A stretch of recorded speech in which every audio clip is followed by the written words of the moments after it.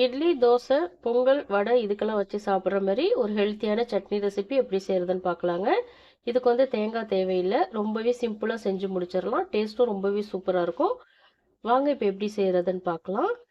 Pan heat பண்ணிக்கோங்க. அதில் 2 table spoon அளவுக்கு எண்ணெய் சேர்த்துக்கோங்க.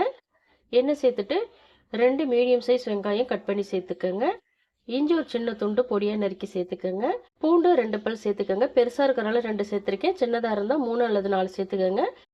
காரத்துக்கு காஞ்ச மிளகாய் 4, பச்சை மிளகாய் 3 சேர்த்துக்கோங்க. சின்னதாக புளி சேர்த்துக்கோங்க. சேர்த்துட்டு இது எல்லாத்தையுமே சேர்த்து நல்லா வதக்கி விடுங்க. ஹை ஃப்ளேமில் வச்சுட்டு நல்லா 1 நிமிஷத்துக்கு வதக்கி விடுங்க. வெங்காயம் வந்து கண்ணாடி பதம் வரைக்கும் வதங்கணும். அது வரைக்கும் நல்லா வதக்கிக்கோங்க. இப்போ பார்த்தீங்கன்னா வெங்காயம் நல்லாவே வதங்கியிருக்கு. இந்த அளவுக்கு வெங்காயம் வதக்கிக்கணும். இந்த ஸ்டேஜில் இதை ஆற வச்சு ஒரு மிக்ஸி ஜாருக்கு மாற்றிக்கோங்க. இது கூட ஒரு கைப்பிடி அளவுக்கு வறுத்த வேர்க்கடலை, ஒரு கைப்பிடி பொட்டுக்கடலை சேர்த்துக்கோங்க.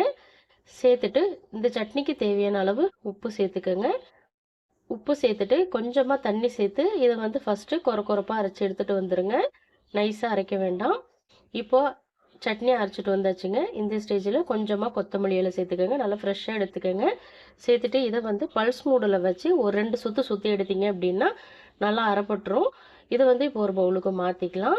இந்த சட்னியில் பார்த்தீங்கன்னா கொத்தமல்லி இலைக்கு பதிலாக புதினா இலை ஒரு 10 இலை சேர்த்து கூட அரைக்கலாம். புதினா இலை சேர்த்திங்க அப்படின்னா வெங்காயம் வதக்கும் போது அதையும் வதக்கிட்டு அரைச்சிக்கோங்க. ரொம்பவே சூப்பராக இருக்கும் ஃப்ளேவர். இப்போ சட்னிக்கு தேவையான அளவு தண்ணி சேர்த்துக்கோங்க.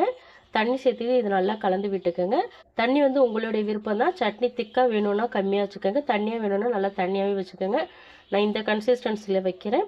இது தோசைக்கு கூட ரொம்பவே சூப்பராக இருக்கும். கல் தோசையெல்லாம் வச்சு இந்த சட்னி அப்படியே மேலே ஊற்றி ஊற வச்சு சாப்பிட்டிங்கன்னா ரொம்ப சூப்பராக இருக்கும்.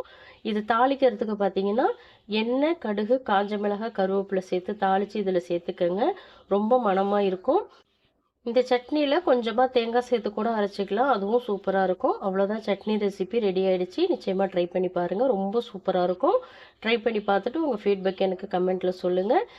இதுபோல் சட்னி ரெசிபிஸ் நிறைய டிஃப்ரெண்ட்டான ஸ்டைலில் அப்லோட் பண்ணியிருக்கேன். நான் டிஸ்கிரிப்ஷன் பாக்ஸில் லிங்க் தரேன், செக் பண்ணி பாருங்கள். இந்த ரெசிபி பிடிச்சிருந்தா லைக் பண்ணுங்கள், ஷேர் பண்ணுங்கள். மறந்துடாமல் அனிதா டேஸ்டி கார்னர் தமிழ் சேனலை சப்ஸ்கிரைப் பண்ணிக்கோங்க. தேங்க்ஸ் ஃபார் வாட்சிங். நாளைக்கு இன்னொரு வீடியோவில் சந்திக்கலாம்.